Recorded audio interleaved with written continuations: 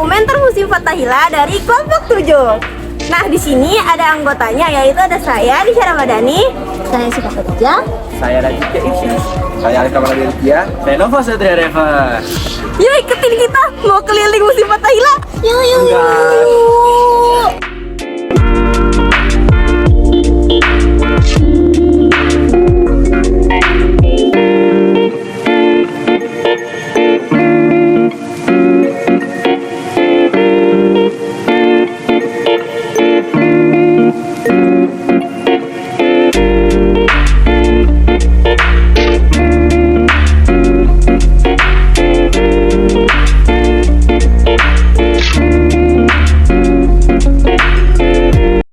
Oke, halo teman-teman. Jadi kita udah nyampe di Kota Tua, tepatnya di Museum Fathahillah. Nah, kita udah nemuin nih satu narasumber pertama. Dengan Kak siapa? Mohon maaf. Namaku Intan.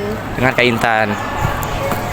Oke, Kak Intan. Jadi di sini kita mau bertanya tentang sejarah terbentuknya dari gedung ini. Ya. Jadi pada saat 1707 gedung ini didirikan oleh pemerintahan Belanda, tepatnya di bawah naungan dari Gubernur Jenderal John Van Horn, dan pada saat itu gedung ini difungsikan sebagai balai kota. Lalu pada tahun 1710 gedung ini selesai dibangun di bawah pemerintahan Abraham van Riebeeck. Lalu pada tahun 1925 sampai 1942 gedung ini beralih fungsi menjadi gedung kantor Provinsi Jawa Barat, dan pada saat Jepang menjajah Indonesia, gedung ini dialihkan fungsi lagi menjadi logistik untuk pemerintahan Jepang pada tahun 1942 sampai 1945. Lalu gedung ini diresmikan menjadi Gedung Museum Sejarah Jakarta itu pada tahun 1974, tepatnya pada tanggal 30 Maret saat pemerintahan Ali Sadikin, Gubernur Jakarta pada tahun itu. Oh, sangat detail ya guys ya kakaknya menjelaskan. Jadi dilanjut dengan Noval. Oh, jadi yang kita tahu tadi banyak banget ya latar belakangnya ternyata gedung ini. Nah, aku mau nanya lagi nih Kak. Jadi gedung-gedung ini tuh kan banyak ruangannya ya. Jadi ya fungsi-fungsi ruangan ini yang tadi Kakak sampaikan di Balai Kota ini apa aja sih? Di dalam gedung ini salah satunya ada ruang pengadilan. Jadi ruang pengadilan itu difungsikan untuk para gubernur dan juga para hakim pada saat itu menentukan hukuman untuk para tahanan pada saat itu. Terus di bagian balkonnya juga di gedung ini itu juga untuk para gubernur dan para hakim melihat eksekusi untuk para tahanan pada saat itu. Dan satu lagi di gedung ini juga terdapat penjara bawah tanah yang pada saat itu digunakan untuk para tahanan pada saat itu. Jadi kita punya 5 penjara bawah tanah untuk laki-laki dan 1 penjara bawah tanah untuk perempuan. Oh, banyak juga ya penjara tahanan di sini. Nah, menurut Kakak nih ya yang paling ikonik di sini tuh apa sih? Yang paling ikonik dari gedung ini tentu saja itu adalah penjara bawah tanahnya, karena itu penjara yang digunakan para tahanan pada saat itu. Nah, jadi penjara tahanan tuh pokoknya ngeri lah. Nah, sekian dari kami, mungkin mohon maaf kalau ada salahnya. Terima kasih buat Kak Intan. Sekali lagi mohon maaf mengganggu waktunya. Dah.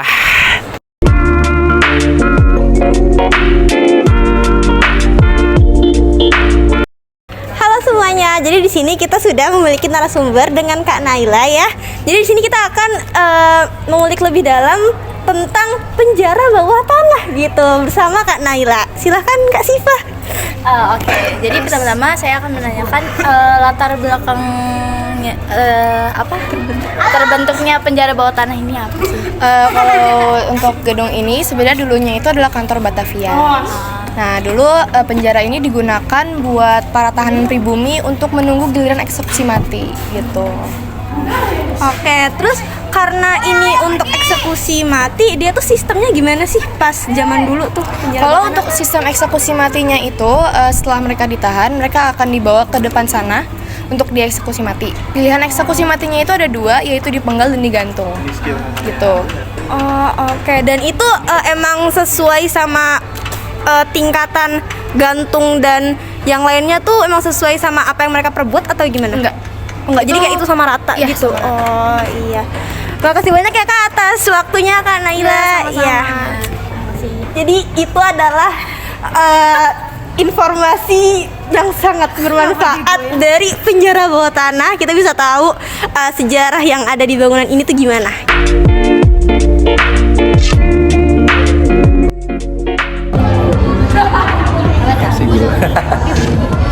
Jadi ini penjara bawah tanah guys. Tuh, Korban-korban tahanan perang tuh. serem juga nih ya kalau dilihat-lihat ya. Apakah ada yang mau masuk sini? Ih, seram. Buat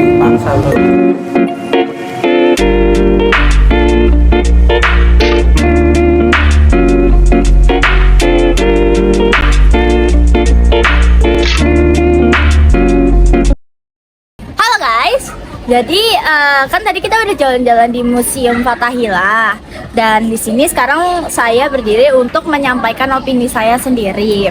Nah, di Museum Fathahillah ini saya mendapatkan banyak banget pelajaran kayak dari kota Jakarta ini sebelum menjadi kota Jakarta, yaitu masih menjadi kota Batavia, ya kan, hingga menjadi kota Jakarta. Di sana banyak sejarah Belanda. Kayak di sana ada mata uang Belanda atau mata uang Jakarta ini, kayak ada apa namanya, ada logam-logamnya dan uang kertasnya. Dan juga ada kayak tempat-tempat para Belanda itu untuk bersemayam atau kayak untuk sekedar makan, dan juga ada penjara bawah tanah yang isinya itu ada 5 penjara bawah tanah untuk laki-laki dan wanita. Nah, penjara bawah tanah itu yang saya dapatkan itu untuk menghukum mungkin orang-orang pribumi yang melakukan kesalahan gitu.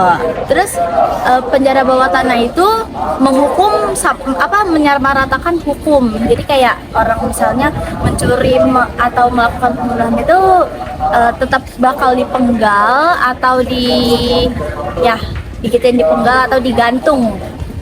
Halo, jadi di sini saya akan menjelaskan opini dari versi saya karena tadi udah dijelasin dari versi Siva ya. Nah, tadi tuh udah dijelasin sama Kak Intan kalau Museum Fathahillah ini ternyata dulunya sebuah balai kota yang dia tuh rangkup memiliki beberapa ruangan yang salah satunya itu adalah penjara bawah tanah. Nah, tadi sama Kak Naila juga udah dijelasin kalau penjara bawah tanah itu di balai kota ini dulu dan sampai sekarang sudah dijadikan museum itu memiliki 5 totalnya, yang 4-nya itu buat penjara laki-laki dan 1-nya itu buat penjara wanita gitu. Nah, dan juga bagaimana penjara ini berfungsi itu, mereka tuh berfungsi untuk orang-orang yang ditahan sembari menunggu eksekusi mati mereka gitu. Nama saya Ali. Saya beropini tentang Museum Fathahillah. Saya belajar banyak tentang Museum Fathahillah, tentang perubahan dari pesatnya Batavia hingga ke Jakarta. Saat di Batavia, Museum Fathahillah tersebut adalah sebuah balai kota, dan setelah Indonesia merdeka, Batavia mengganti nama Jakarta dan berubah balai kota tersebut menjadi Museum Fathahillah. Sekian dari saya. Assalamualaikum warahmatullahi wabarakatuh. Oke, saya Radit. Saya memiliki opini tentang Museum Fathahillah. Jadi karena Museum Fathahillah ini saya jadi mengetahui tentang perkembangan Jakarta dan yang lain-lainnya. Dan di situ juga ada penjara bawah tanah yang zaman dulu itu terpakai oleh orang-orang yang terdahulu. Dan di situ yang paling saya tertarik, saya melihat alat ukur ganteng guys. Dulu ada alat ukur ganteng. Buat saya ini yang paling ganteng kan di 12 IPS 2. Itu pasti udah paling full alat ukur gantengnya buat saya. Oke, segitu aja. Makasih. Oke, saya Noval. Jadi tanggapan saya mengenai Museum Fathahillah ini sangat berkesan. Banyak sekali yang saya pelajari di Museum Fathahillah ini, seperti halnya penjara tahanan, pembuatan uang jawab, pembuatan loteng, pembuatan batu bata. Di situ dijelasin semua. Dan mengenai alat-alat kuno lainnya seperti meja, kursi, di situ dijelasin semua. Nah, yang paling berkesan adalah penjara tahanannya yang sangat mengerikan. Di situ sangat sempit dan mungkin tingginya juga sangat menyiksa ya. Tidak banyak rongga udara di sana, dan juga para tahanan yang akan dieksekusi mati di situ. Nah, saya sangat bersyukur hidup di zaman ini di mana kita bisa menikmati indahnya pemandangan dunia. Oke guys, jadi di sini kita udah kelar. Ya nggak, Dit? Ayo dong. Gimana, Dit? First impressionnya ke Kotu, Dit? Sangat panas banget tuh. Boleh, Dit. Tapi banyak bule, Dit. Tapi banyak bule, Dit. Ada bule guys, bule. Ada bule guys. Oke, jadi segitu saja dokumenter Museum Fathahillah dari kelompok 7 ini. Wassalamualaikum warahmatullahi wabarakatuh. Dadah. Terima kasih semuanya.